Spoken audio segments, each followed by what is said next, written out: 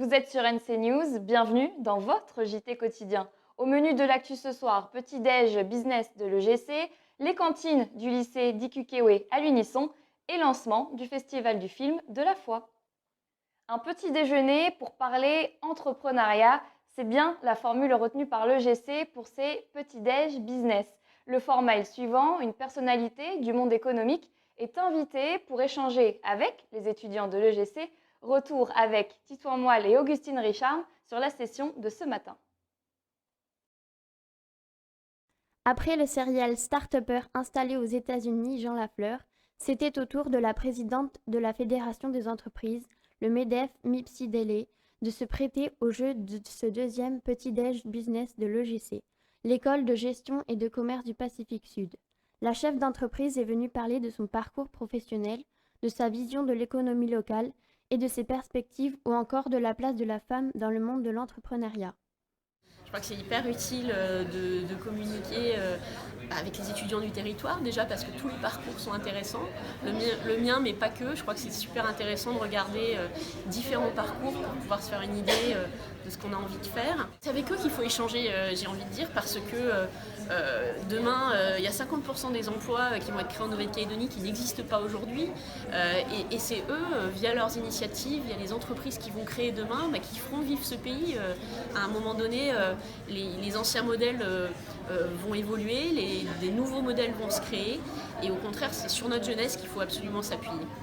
Une intervention qui a ravi la cinquantaine d'élèves rassemblés dans l'auditorium de la CCI et qui n'ont pas hésité à poser leurs questions. C'est inspirant, on voit, ils nous font partager un peu leur expérience, leur parcours professionnel, donc c'est assez enrichissant pour nous. On voit ce qu'ils ont fait, les erreurs qu'ils ont pu commettre pour éviter de refaire la même chose, donc c'est sympa. On en ressort, je pense, grandi, on est touché aussi par son parcours, par toutes ces expériences qu'elle a eues en tant que femme aujourd'hui. Dans notre pays, et ça montre et ça prouve que même nous, voilà, en tant que femmes, on peut aller au bout de nos rêves. Une rencontre qui s'est terminée par un petit déjeuner à l'ambiance plus informelle. C'est dans une certaine discrétion que s'est tenu le 5e sommet France-Océanie. Pas de grand-messe, mais une visioconférence à laquelle ont assisté 8 chefs d'État et de gouvernement, ainsi que les exécutifs des territoires français du Pacifique. On retient de ce rendez-vous que le président de la République a annoncé le renforcement de la coopération franco-océanienne en matière de lutte contre le réchauffement climatique. Emmanuel Macron, dont l'action contre la pandémie a été saluée par plus de 350 élus nationaux et locaux. Dépassant les clivages politiques traditionnels, ces élus, venus de la majorité des Républicains comme de la gauche, ont apporté leur soutien aux mesures prises par le chef de l'État. Parmi les signataires figurent Sonia Lagarde, Willy Guettiot et Nicolas Mesdorf. Redécouvrir la saveur de nos produits locaux, c'est l'objectif de la 9e édition des cantines à l'Unisson. Baptisé Manger en terre connue, l'événement a déjà démarré au lycée d'Ikukewe à Dimbéa. Reportage Adrien Monroux. Depuis ce lundi et ce jusqu'à la fin de la semaine, les chefs cuisiniers calédoniens composeront des menus pour 160 cantines scolaires de la Grande Terre et des îles. L'objectif, intégrer un maximum de produits locaux dans les préparations dans le cadre de la 9e édition des cantines à l'Unisson. Aujourd'hui, voilà, c'est des crudités à base de citrouille, papaye. Il y a un bougna. L'équipe, ils se sont organisés depuis hier pour éplucher les ignames, etc. Il y a du cake au miel de l'Ifou et puis des fruits du pays. C'est bien de mettre en avant les produits locaux pour montrer ce qu'il y a de bien en Calédonie, parce qu'il n'y a pas que des choses n'importe comment. Il y a aussi des bons trucs comme la nourriture, le bougna, le poulet et tout. Une opération à l'initiative de Pacific Food Lab qui permet aux élèves de découvrir le plaisir de bien manger ainsi que l'impact sur leur santé et leur environnement immédiat. Alors le but de Pacific Food Lab, c'est de développer la part des produits locaux dans les assiettes des Calédoniens pour augmenter la valeur ajoutée sociale, environnementale et économique. C'est un petit peu la démonstration et la partie émergée de l'iceberg qu'on voit quand on fait des opérations cantine à l'Unisson, permettre de mettre un coup de projecteur sur le travail qui est fait tout au long de l'année par les chefs, par les producteurs. J'ai à peu près tout trouvé, mais c'était quand même un peu compliqué sur un des aliments. C'est une bonne expérience.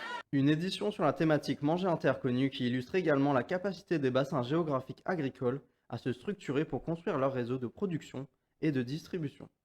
Régler les conflits coutumiers par la médiation. Roch Wamitan a déposé un projet de loi de pays visant à prévenir les conflits coutumiers kanaks.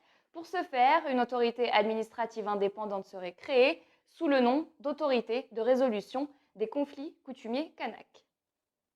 Alors que le festival de Cannes vient de s'achever, le festival de cinéma de la foi débute lui ce vendredi. Cette année, contexte oblige, la sélection s'est déroulée de manière bien particulière.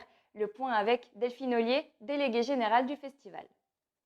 Particulière dans le sens où il n'a pas été possible de faire la sélection en se déplaçant à Paris pour rencontrer les distributeurs, aller dans les projections habituellement dédiées. Donc c'est un travail qui s'est fait à distance, dans la confiance avec les distributeurs qui ont accepté de nous envoyer leurs films pour qu'on puisse quand même faire notre travail de présélection. Et ils ont notamment accepté que l'on programme ces titres alors qu'ils ne savaient pas eux-mêmes quand seraient fixées les dates de sortie. Alors écoutez, il y a une sélection internationale d'environ 27 titres. Il y en a 19 qui sont inédits. Les films qui pour l'instant ont tout de suite attiré les spectateurs, ce sont les films qu'on a présentés en avant-première à Net et Nomadland, puisqu'ils ont été très valorisés dans le cadre de festivals internationaux, de par leur prix notamment. Ce que nous, on attend des festivaliers, c'est qu'ils soient aussi curieux de la programmation et des titres dont ils auront un petit peu moins entendu parler. Par exemple, il y a une sélection de films du Moyen-Orient. Je pense notamment à L'homme qui a vendu sa peau, qui est le film d'une réalisatrice tunisienne. Je citerai aussi 200 mètres, une sélection de films australiens. Pour vraiment tout savoir sur le festival, les autres rendez-vous comme le Masque et la Palme ou les ciné-débats, les animations qui sont proposées dans l'espace Culture Sud, vous pouvez vous rendre sur notre site www.festivalcinemalafoi.nc.